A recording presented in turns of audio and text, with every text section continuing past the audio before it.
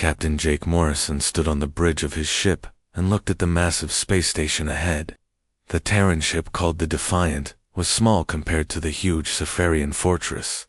The station was so big that it blocked out the stars behind it.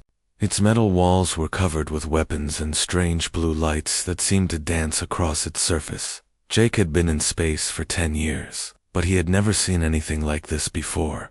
The Zephyrian Empire controlled this part of space, and they wanted everyone to know it. Their fortress station, called Apex Prime, was like a metal city floating in the darkness. It had enough firepower to destroy entire planets. "Captain, I'm reading energy levels that are off the charts," said Lieutenant Amy Foster from her position at the weapons control station. Amy was young, but smart. She had joined the crew fresh from Earth's Space Academy. Her job was to watch for threats and keep track of enemy ships. Right now, her screens were full of readings that made no sense. Amy's instruments showed that the blue lights on the station were not just for show. They were some kind of shield system that wrapped around the entire fortress like a protective bubble. The energy readings were so high that her computer kept giving error messages. She had never seen shields this powerful before. "What kind of shields are those?" Jake asked. He walked over to Amy's station and looked at her screen. The numbers kept changing, but they were all impossibly high. On Earth, their best shields could maybe stop a few missiles. These shields looked like they could stop anything. "I don't know, sir," Amy said. She pushed some buttons and tried different scans. "My computer says the shields are using more power than our entire ship produces, and that's just what I can detect. There might be more power that I can't even measure." At the communication station, Sam Rodriguez was listening to radio messages between Zephyrian ships. Sam spoke several alien languages, which made him very useful for missions like this. His face was serious as he listened to the alien voices through his headset. "Captain, you need to hear this," Sam said. He pressed a button so everyone on the bridge could hear the alien conversation. The voices were speaking in the Zephyrian language, but Sam translated for the crew. "They're talking about us," Sam explained. "They call Earth a backwater planet and say humans are amusing primitives. One of them just said that we're like children playing with toy ships." Jake felt anger rise in his chest, but he kept his face calm. The crew was watching him, and a good captain never showed fear or anger in front of his people. But inside, he was furious. Humans had worked hard to build their first real spaceships. They had traveled farther from home than any human before them, and now these aliens were laughing at them like they were nothing. Dr. Lisa Chen looked up from her science station. Lisa was the smartest person on the ship, and she understood technology better than anyone else. She had been studying the Zephyrian fortress since they arrived in this star system. "Captain, I think I know how their shields work," Lisa said. Her voice was excited but also worried. "They're not like our shields at all.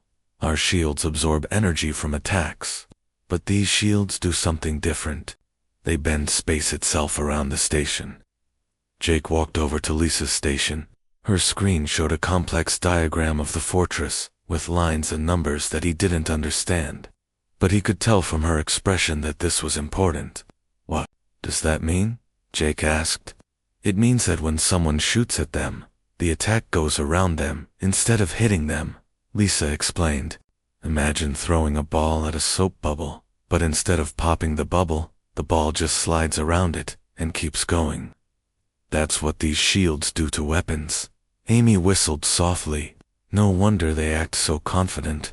If weapons can't hit them, they're basically unbeatable." The bridge went quiet as everyone thought about what this meant. The Zephyrian Empire had ruled this part of space for hundreds of years. Now the crew understood why. With shields like these, they could attack anyone they wanted without fear of being hurt in return. "Sir, we're getting a message from the fortress," Sam announced. He looked nervous as he read the message on his screen. "Admiral Kethfer wants to talk to you. He says it's not a request, Jake straightened his uniform and walked to the center of the bridge. Put him on the main screen. The view screen changed from showing the fortress to showing the face of an alien. Admiral Kethfer looked like most Zephyrians, with gray skin and large black eyes. But there was something about his expression that made Jake uncomfortable. The alien's face showed no emotion, but his eyes were cold and calculating. "Human Captain," Kethfer said in perfect English. His voice was deep and commanding. "I am Admiral Kethfer of the Zephyrian Imperial Fleet. You will prepare your ship for inspection. Our security teams will board your vessel within the hour." Jake had expected this. The Zephyrians always inspected ships that entered their space. But something about the Admiral's tone made it clear that this was not really a request. It was an order, and the Admiral expected it to be followed without question. "Admiral, we are on a peaceful exploration mission," Jake replied. "We have no weapons besides basic defensive systems. There's no need for an inspection." Kethfer's expression didn't change. "All human vessels will be inspected. This is Imperial law. You will comply, or you will be destroyed. The choice is yours." Primitive. The word primitive hit Jake like a slap. Around the bridge, he could see his crew getting angry. These aliens thought humans were weak and stupid. They thought Earth was just another small planet that they could push around. "We'll need time to prepare for the inspection," Jake said carefully. He was buying time, hoping that Earth Command would send help, but he knew that the nearest Earth ship was weeks away. "You have 1 hour," Kethfer said. "Do not test our patience, human. Our shields have never failed. Our weapons have never missed. Remember this as you consider your next words." The communication ended, and the view screen went back to showing the fortress. The blue shields continued to pulse around the massive station, reminding everyone on the bridge that the Zephyrians held all the power in this situation. Jake looked at his crew. They were all young and brave, but they were also scared. They had signed up to explore space and make contact with alien civilizations. None of them had expected to face an empire that treated humans like insects. "Amy, send a message to Earth." "Command," Jake ordered. "Tell them about the fortress and the shields. Include all of Lisa's scans." "Yes, sir," Amy replied. She started typing the message, but they all knew it would take hours to reach Earth, and hours more for any response to come back. Jake stared at the fortress on the view screen. Somewhere in the back of his mind, he wondered if humanity was about to face its first real test among the stars. The Empire's shields looked unbeatable, but Jake had learned never to give up hope. Humans had always found ways to overcome impossible odds. He just hoped they could do it again. Admiral Kethfer stood in the command center of Apex Prime and watched the small human ship on his main screen. The vessel was tiny compared to his fortress, like a mouse facing a giant. He had dealt with hundreds of primitive species over the years, and they all acted the same way when they first encountered the Empire's power. First came defiance, then fear, and finally submission. The Admiral touched a control on his chair, and his voice was broadcast across all frequencies in the star system. He wanted every ship, every station, and every listening post to hear what he was about to say. The Empire's message needed to be clear and final. "Attention all human vessels and colonies," Kethfer began. His voice was calm, but filled with authority. "By order of the Zephyrian Empire, all human territories will immediately surrender and accept Imperial rule. Your worlds will provide resources and workers to serve the Empire. Your ships will carry our flag and follow our commands." He paused for a moment, letting his words sink in. On the bridge of the Defiant, Captain Morrison and his crew listened in shocked silence. They had known this moment might come, but hearing it spoken out loud made it real. "Any resistance will be met with total destruction," the Admiral continued. "You have seen our shields. You know that your weapons cannot harm us, except the inevitable, and your people will be allowed to live as servants of the Empire. Refuse, and watch your worlds burn." Sam Rodriguez looked at his captain with wide eyes. "Sir, he's serious. The way he's talking, this isn't just about our ship anymore. They want to take over all of human space." Jake felt a cold anger building in his chest. These aliens thought they could just take everything that humans had built. They thought that because they had better shields and bigger guns, they owned the right to rule over everyone else. "Send a message to all human colonies," Jake ordered. "Tell them what's happening here. Make sure Earth Command knows that the Zephyrians are demanding total surrender." Before Sam could start sending the message, Admiral Kethfer spoke again. This time, his voice was colder and more threatening. "To demonstrate the Empire's power, I will now provide a lesson for those who might consider resistance. On the fortress, massive weapons turned toward the nearby planet Kepler 442b. The planet was home to a small human research station with about 200 scientists and their families. They had been studying the planet's strange plant life and trying to learn if humans could live there permanently. Dr. Lisa Chen watched her instruments with growing horror. "Captain, they're targeting the planet. The energy buildup is enormous." Jake grabbed the communication controls. "Admiral Kethfer, there are innocent civilians on that planet. They're scientists, not soldiers. They pose no threat to you. They are humans," Kethfer replied simply. "That is threat enough." The fortress fired a single beam of pure energy toward the planet. The beam was so bright that the main screen had too dim to protect the crew's eyes. It struck the planet's largest mountain range, and the entire mountain chain simply disappeared, where there had been peaks reaching into the clouds. There was now only a glowing crater that could be seen from space. Amy Foster stared at her readings in disbelief. The energy from that single shot was enough to power our entire ship for a year, and they made it look easy. The crew of the Defiant watched in silence as the glow from the crater slowly faded. 200 human lives had just been snuffed out in an instant, and there had been nothing anyone could do to stop it. The Empire's demonstration was clear: submit or die. "You have 24 hours to surrender," Admiral Kethfer announced. "After that time, I will begin destroying human colonies one by one until you accept Imperial rule. The choice is yours." The communication ended, leaving the bridge of the Defiant in stunned silence. Jake looked around at his crew and saw fear and anger in their faces. They were brave people, but they had just witnessed power beyond anything they had imagined.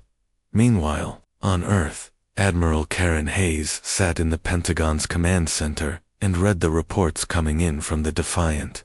Around her, military officers and government officials studied the data with growing concern. The Zephyrian shields appeared to be completely impenetrable, and their weapons could destroy mountains with a single shot. "What are our options?" asked General Robert Kim, the chairman of the Joint Chiefs of Staff. He was a veteran of Earth's last major war, but he had never faced anything like this. "Conventional weapons won't work," Admiral Hayes replied. She pointed to the shield analysis that Dr. Chen had sent. "Their technology bends space itself.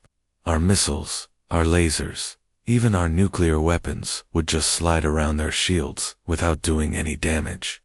In a secret laboratory beneath the Nevada desert, Dr. Patricia Williams was working frantically on humanity's most advanced weapons project. The temporal disruption cannon was still in its testing phase, but the situation in space had just changed everything.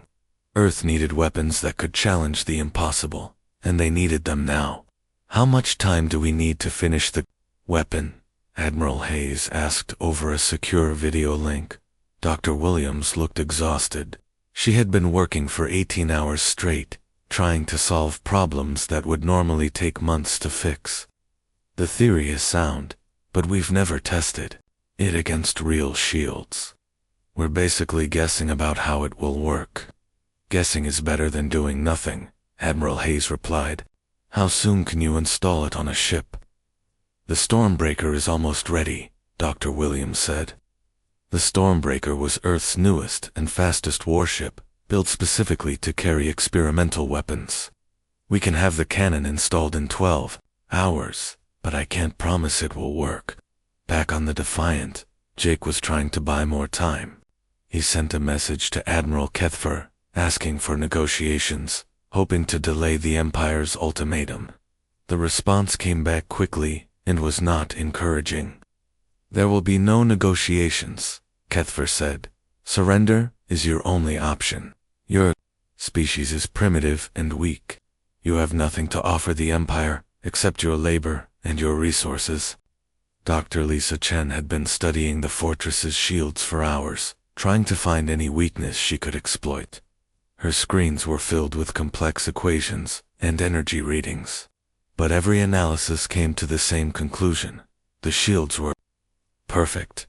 They redirected all incoming energy into parallel dimensions, making the fortress completely immune to attack. "There has to be something," Lisa muttered to herself. She had studied physics at the best universities on Earth, and she refused to believe that any technology was truly perfect. Everything had weaknesses. The problem was finding them before time ran out. Amy Foster was monitoring Zephyrian communications, trying to learn more about their military capabilities. What she heard made her even more worried. The Empire had hundreds of ships like the fortress, and they were all protected by the same impossible shields. "Captain, I'm picking up messages from other species," Amy reported. "The Crystalline Confederacy and the Hive Collective are talking about the situation. They're scared.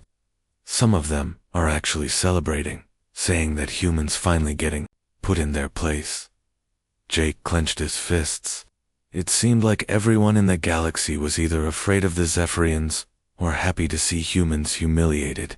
Earth was alone, facing an enemy that seemed unbeatable.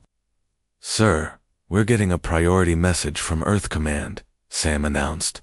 He looked relieved for the first time since the crisis began. "Admiral Hayes wants to speak with you privately." Jake went to his ready room and activated the secure communication system. Admiral Hayes appeared on his screen, and her expression was grim but determined.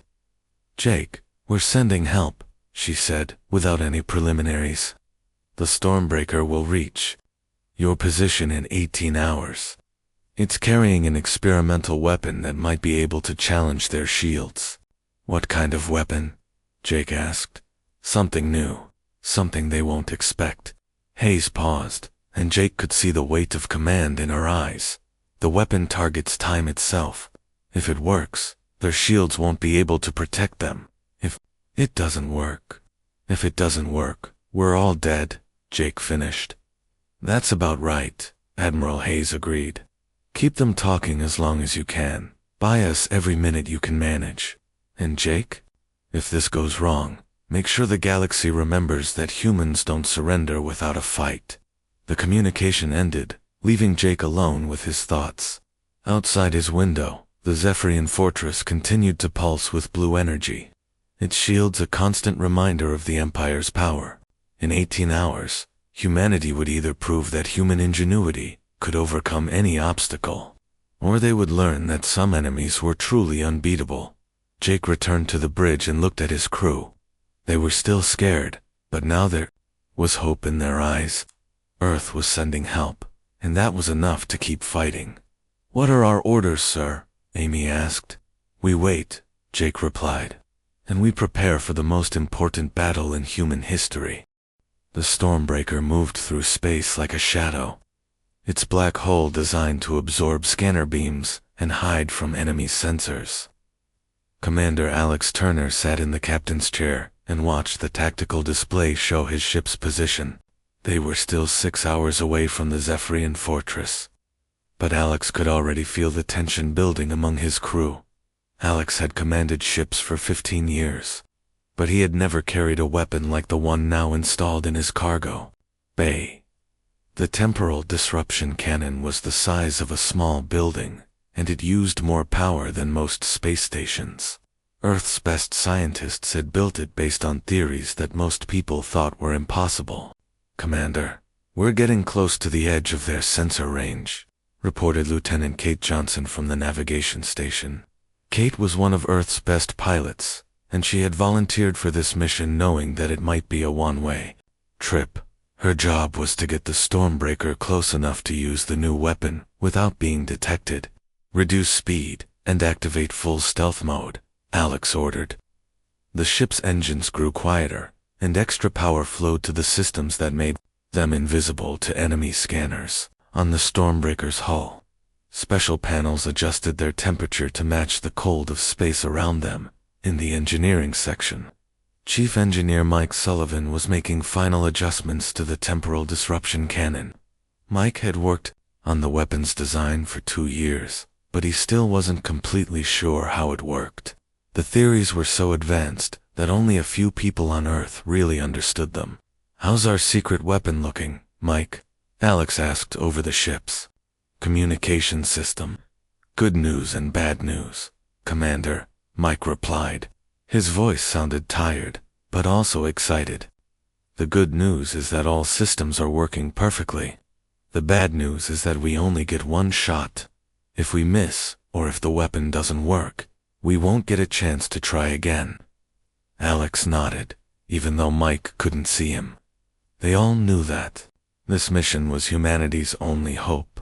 If the temporal disruption cannon failed, Earth would have no choice but to surrender to the Zephyrian Empire. Meanwhile, on the Fortress Apex Prime, Admiral Kethfer was reviewing reports from his intelligence officers. The humans had been unusually quiet for the past 12 hours, and that made him suspicious. In his experience, primitive species usually spent their final hours sending desperate messages or making futile attacks.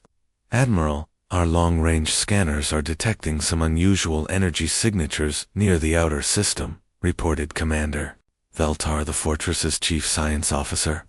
"The readings are very faint, but they don't match any known ship designs." Kethver studied the scanner data on his command screen. The energy signatures were indeed strange, but they were so weak that they might just be background radiation from the system's star. Probably debris from destroyed ships, the Admiral decided. "Continue monitoring, but don't worry about it. No human vessel could threaten this fortress." The Admiral's confidence was based on 3 centuries of Imperial dominance. The Zephyr shields had never failed, not even once. They had faced weapons that could destroy planets, and the shields had turned them aside like toys. A primitive human ship posed no threat at all. On the Defiant, Captain Morrison was doing his best to keep Admiral Kethfer talking. Every hour of delay brought the Stormbreaker closer to its target. Jake had spent the morning discussing surrender terms, even though he had no intention of actually surrendering. "Admiral, our government needs more time to consider your terms," Jake said during their latest communication. "Surrendering our entire civilization is not a decision we can make quickly." Kethver's image on the view screen showed no emotion. "You have already been given more time than you deserve, human. Your species' fate was decided the moment you entered Imperial space." Accept this reality. Dr. Lisa Chen had been working around the clock to find some weakness in the Zephyrian shields. Her computer screens were covered with equations and energy diagrams, but every analysis led to the same conclusion. The shields were mathematically perfect, bending space-time to redirect all incoming attacks. "There has to be something," Lisa whispered to herself. She had been saying the same thing for hours, but she refused to give up. Human science had always found ways to solve impossible problems. The key was understanding how the enemy's technology actually worked. Lisa pulled up the sensor readings from the fortress's weapons test. When the Zephyrians had destroyed the mountain on Kepler 4 for 2b, their own shields had flickered for just a moment. The change had lasted less than a second, but Lisa's instruments had recorded it. "Amy, come look at this," Lisa called to the tactical officer. When they fired that big weapon, something happened to their shields. Amy studied the readings that Lisa was showing her. The energy output dropped for about half a second. "What does that mean?" "I'm not sure yet," Lisa admitted. but it means their shields aren't completely separate from their weapons. There might be some kind of connection between the two systems. This was the first hint of a weakness that anyone had found in Zephyrian technology. Lisa began running new calculations, trying to understand how the fortress's different systems worked together. If there was a connection between the shields and weapons, there might be a way to exploit it. Back on the Stormbreaker, Commander Turner was briefing his crew on the attack plan. The ship's main view screen showed a tactical diagram of the fortress, with approach vectors and firing solutions marked in different colors. "We'll come in fast from the shadow of the third moon," Alex explained. "That should keep us hidden until we're close enough to fire. Kate, I need you to get us within 10,000 kilometers of the fortress. Any farther away, and the weapon won't be effective." Kate studied the navigation chart with a worried expression. "Sir, 10,000 kilometers is practically point-blank range for their weapons. If they spot us before we can fire, we'll be destroyed in seconds." "That's why we're counting on the stealth systems," Alex replied, "and on the element of surprise. They don't know we're coming, and they don't know what kind of weapon we're carrying." The temporal disruption cannon was unlike anything that had ever been built before. Instead of trying to break through the Zephyrian shields or overload them with energy, it attacked the fundamental structure of time itself. The weapon created localized time distortions that could cause enemy technology to exist in multiple time periods. Simultaneously, Dr. Williams had explained the theory to Alex before he left Earth, but he still didn't completely understand it. "Think of it like this," she had said. "Their shields exist in normal time, moving forward 1 second per second. Our weapon makes different parts of their shields exist in different time streams. Some parts might be in the past, some in the future, and some in the present. When that happens, the shields tear themselves apart."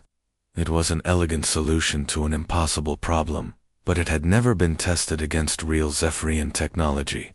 Alex and his crew were about to find out if human theory could beat alien engineering. "Commander, we're approaching the attack position," Kate reported. The Stormbreaker was now hidden behind the system's third moon, invisible to the fortress's scanners.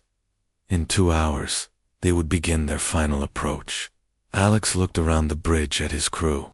They were all volunteers who had known the risks when they signed up for this mission.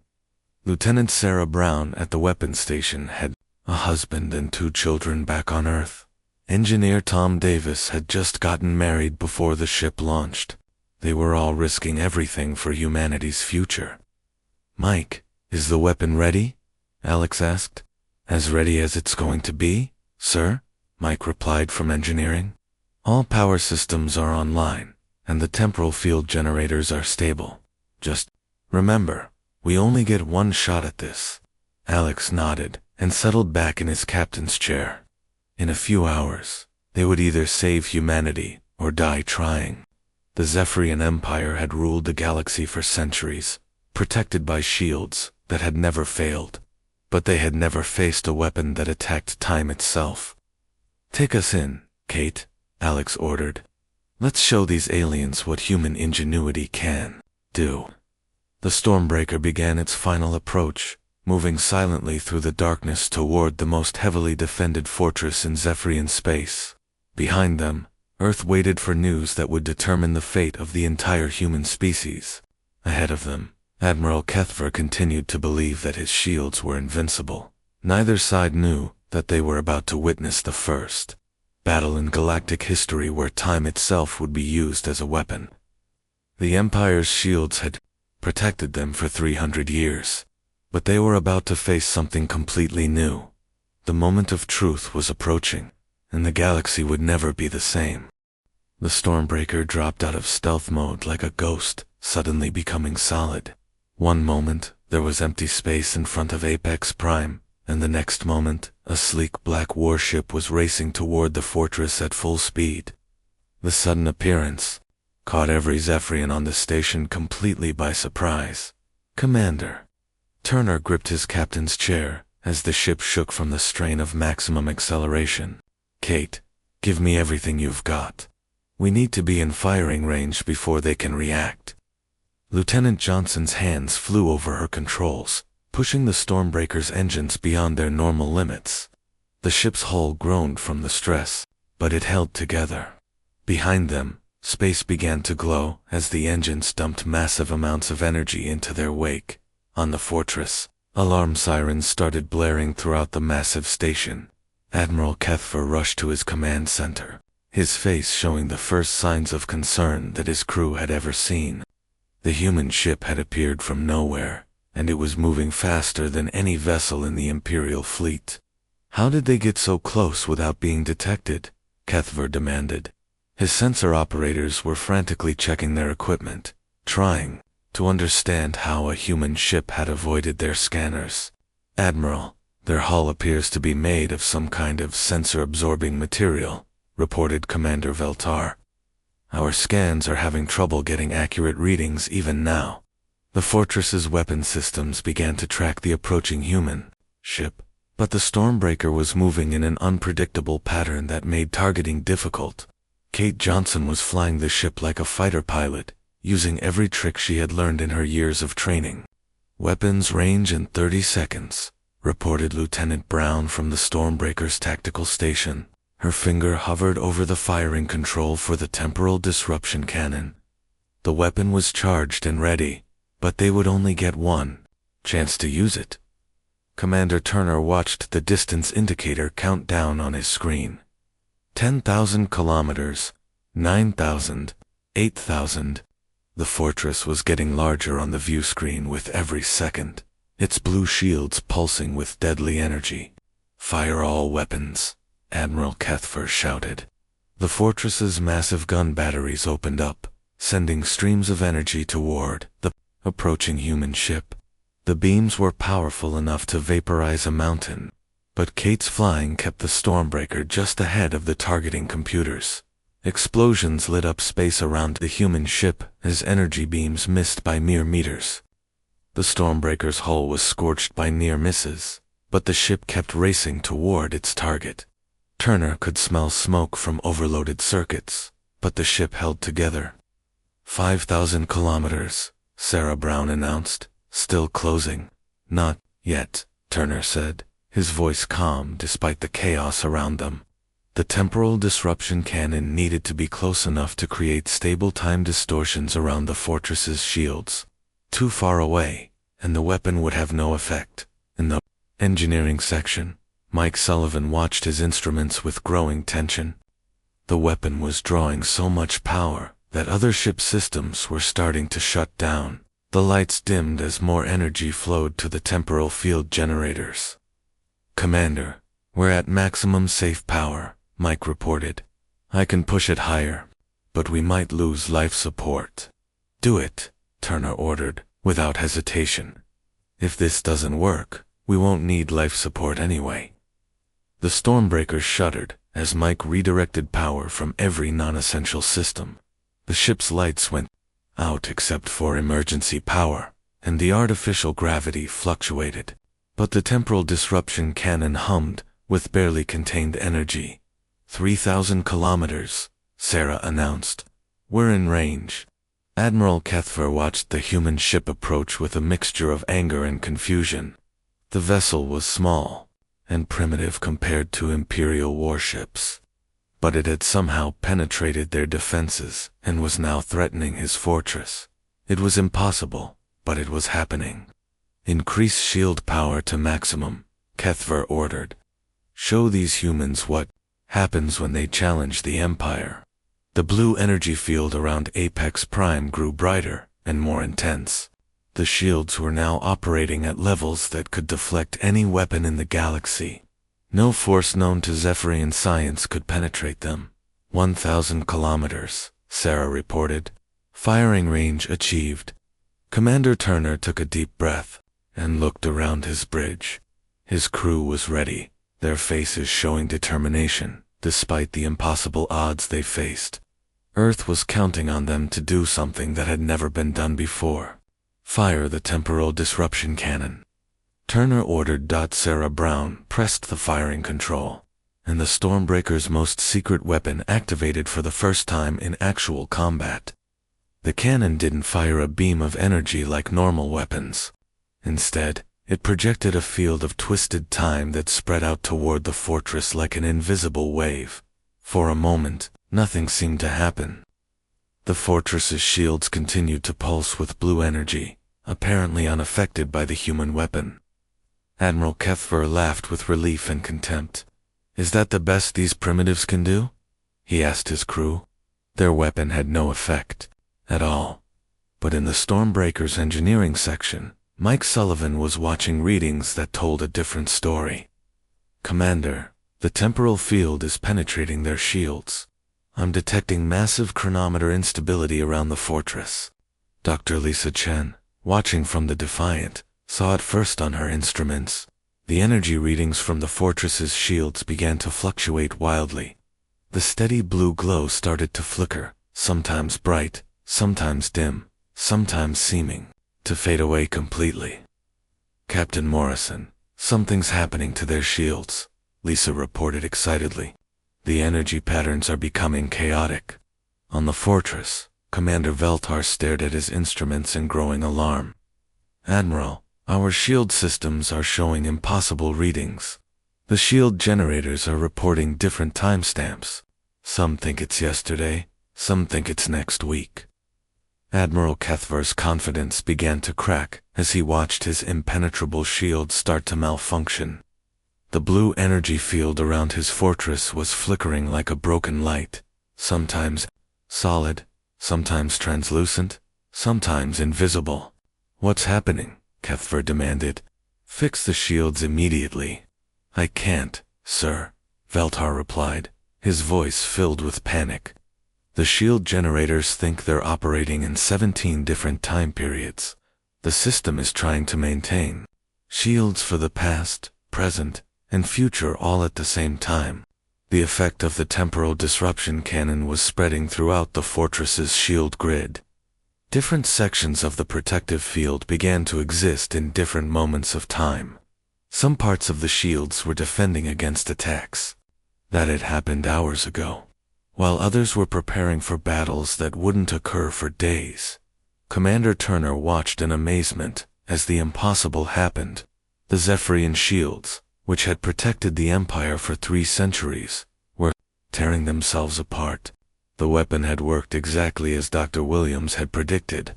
"The temporal cascade is complete," Mike Sullivan reported from engineering. "Their shields are now existing in multiple time streams simultaneously. They can't maintain cohesion."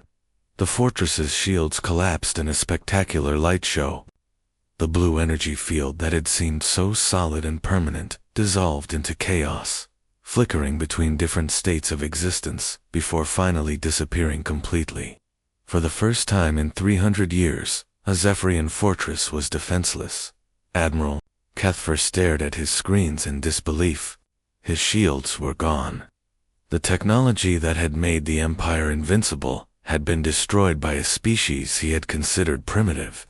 It was impossible, but his instruments didn't lie. How was all he could say. Commander Turner didn't waste time celebrating. With the fortress's shields down, it was vulnerable to conventional weapons. "Sarah, target their weapon systems. Let's make sure they can't hurt anyone else." The Stormbreaker's normal weapons, which would have been useless against the shields, now had clear targets. Energy beams and missiles struck the fortress's hull, causing explosions throughout the massive station. The Zephyrians had never designed their ships to fight without shield protection, and their armor was surprisingly weak. "Direct hits on their primary weapons," Sarah reported. "Their main batteries are offline." Throughout the fortress, emergency lights flashed as critical systems failed. The Zephyrians had become so dependent on their shields that they had forgotten how to fight without them. Their weapons were destroyed, their engines were damaged, and their crew was in a state of shock. Admiral Kethver's final transmission was barely coherent. "Impossible," he kept repeating. "The shields never fail. They never fail." But they had failed, and the galaxy would never be the same. The temporal disruption cannon had proven that human ingenuity could overcome any obstacle, even one that seemed mathematically impossible. The Empire's greatest strength had become its greatest weakness when faced with a weapon that attacked time itself. Commander Turner opened a channel to the Defiant. "Captain Morrison, this is the Stormbreaker. The fortress is neutralized. The Empire's shields meant nothing when we arrived." On the bridge of the Defiant, Jake Morrison smiled for the first time in days. The impossible had happened. Humanity had won its first victory against a galactic empire, and they had done it by thinking outside the boundaries of conventional warfare. The age of Zephyrian dominance was over, and the age of human innovation had begun. News of Apex Prime's destruction spread across the galaxy faster than anyone had expected. Within hours of the battle, trading ships, diplomatic vessels, and military scouts were carrying the story to every corner of civilized space. The Zephyrian Empire's most powerful fortress had fallen to a single human warship, and their legendary shields had failed for the first time in 3 centuries. Captain Morrison stood on the bridge of the Defiant and watched the communication boards light up with incoming messages. Species that had never contacted Earth before were suddenly very interested in talking to humans. The Crystalline Confederacy wanted to discuss trade agreements. The Hive Collective was offering to share scientific research. Even the mysterious Shadow Lords were sending diplomatic signals. "Sir, we're receiving over 200 communication requests," reported Sam Rodriguez. His voice was excited, but also overwhelmed. "I've never seen anything like this. Half the galaxy wants to talk to us." Dr. Lisa Chen was analyzing the debris field where Apex Prime had been. The massive fortress was now just scattered metal and electronics floating in space. Her instruments were detecting energy signatures that would help Earth understand how Zephyrian technology worked. "Captain, this is incredible," Lisa said. "Their shield generators were more advanced than we thought, but they had a critical weakness. They assumed that all attacks would come from normal space-time. They never considered weapons that could attack time itself." Meanwhile, Commander Turner and the crew of the Stormbreaker were dealing with their own flood of attention. Earth Command wanted detailed reports on the new weapon. Scientists wanted to understand how the temporal disruption cannon worked. Military leaders wanted to know if more weapons could be built quickly. "Commander, we're getting a priority message from Admiral Hayes," reported Kate Johnson. "She wants to speak with you immediately." Turner activated the communication system, and Admiral Hayes appeared on his screen. Her expression was a mixture of relief and amazement. Behind her, Turner could see dozens of military officers and government officials watching the conversation. "Alex, what you did out there was impossible," Admiral Hayes said. "The entire Zephyrian Third Fleet is requesting immediate negotiations. They're offering to withdraw from human space in exchange for a peace treaty." "What about the rest of the Empire?" Turner asked. "They're in chaos," Hayes replied. "Without their shield advantage, they're just another military power. And not a very strong one, it turns out. 3 centuries of depending on invincible shields made them weak in other areas." Across Zephyrian space, Imperial commanders were facing a crisis they had never imagined. The news from Apex Prime had shattered their confidence and their military doctrine. For generations, they had built their strategies around the assumption that their shields would protect them from any attack. Admiral Velshin, commander of the Second Fleet, was typical of the Empire's new reality. He sat in his command chamber and stared at tactical reports that no longer made sense. His ships were still powerful, but they were no longer invincible. Worse, he had received reports that other species were already testing new weapons based on human designs. "Admiral, the Crystalline Confederacy is moving warships toward our border," reported his tactical officer. "They're demanding the return of territories we conquered 50 years ago." Velshin felt old and tired. The Empire had ruled through fear and technological superiority. Now that superiority was gone, and their enemies were gathering like wolves around a wounded animal. On Earth, Dr. Williams was working around the clock to understand what had happened when the temporal disruption cannon fired. The weapon had worked better than anyone had hoped, but she needed to understand why. The data from the Stormbreakers showed that the Zephyrian shields had not just failed, they had completely collapsed in a cascade effect. The temporal distortions caused their shield generators to exist in multiple time states, Dr. Williams explained, to a room full of military leaders and scientists. Each generator thought it was protecting against attacks from different time periods.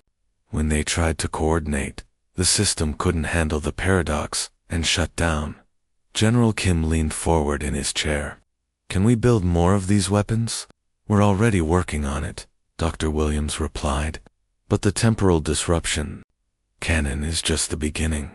Now that we understand the principle, we can develop other time-based weapons. Imagine missiles that arrive at their targets before they're fired, or shields that exist slightly in the future to avoid attacks." The implications were staggering. Humanity had not just defeated the Zephyrian Empire, they had opened up entirely new fields of military technology. Other species were already trying to copy human designs, but they lacked the theoretical understanding that had made the weapons possible. Back in space, Captain Morrison was dealing with the immediate aftermath of the battle. The surviving crew from Apex Prime needed medical attention and transportation. Despite everything the Empire had done, Jake was not willing to leave them to die in space. "Amy, coordinate with the Stormbreaker to set up rescue operations," Jake ordered. "We'll take as many survivors as we can handle." Admiral Kethver was among the survivors, though his pride was clearly broken. When he was brought aboard the Defiant, he looked like a different person.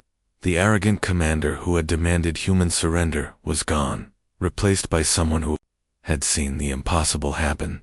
"How?" was the first word Kethver spoke when he met Captain Morrison face to face. "Our shields were perfect. The mathematics were flawless. How did you break them?" Jake looked at the alien admiral with sympathy. "We didn't break your shields, Admiral. We convinced them to break themselves." Over the following weeks, the galaxy began to reorganize itself around the new reality. The Zephyrian Empire's demand for immediate surrender was quietly forgotten.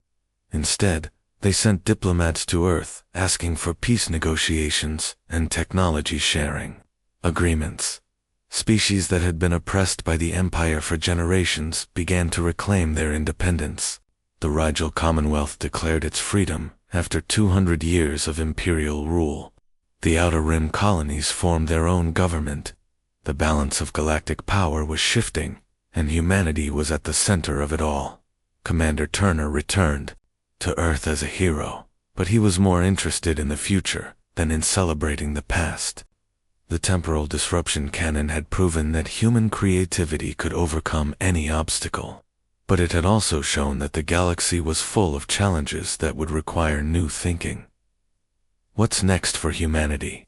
a reporter asked during Turner's first press conference. "We're going to keep exploring," Turner replied. "We're going to keep learning.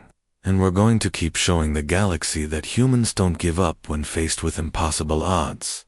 Dr. Lisa Chen published her analysis of Zephyrian shield technology, sparking a revolution in defensive systems across known space. Her work showed that the Empire's greatest strength had also been a critical weakness. By relying too heavily on one type of protection, they had become vulnerable to attacks they had never considered.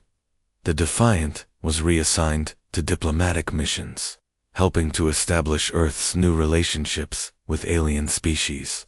Captain Morrison found himself dealing with trade negotiations and cultural exchanges instead of military threats. It was different from what he had trained for, but it was equally important for humanity's future. 6 months after the battle, Earth held its first Galactic Science Conference. Researchers from dozens of species came to share knowledge and learn about human innovations. The temporal disruption cannon was displayed in the conference center, but it was no longer the most advanced human weapon. Earth's scientists had developed even more sophisticated time-based technologies. Admiral Hayes, stood before the assembled delegates and delivered the opening address. The Empire's shields meant nothing when the Terran Warship arrived, she said. But this victory was not about superior firepower. It was about superior thinking. Humanity succeeded because we refused to accept that any problem was unsolvable. The audience, which included representatives from species that had once dismissed humans as primitive, listened with respectful attention. Earth had earned its place among the great powers of the galaxy, not through conquest, but through innovation. In the end, the Battle of Apex Prime became a turning point in galactic history. It marked the end of the Zephyrian Empire's dominance, and the beginning of humanity's rise as a major power. But more importantly, it demonstrated that no technology was truly invincible when faced with creative thinking and determination. The galaxy had learned a valuable lesson: never underestimate the species that had climbed from a single world to challenge the stars themselves.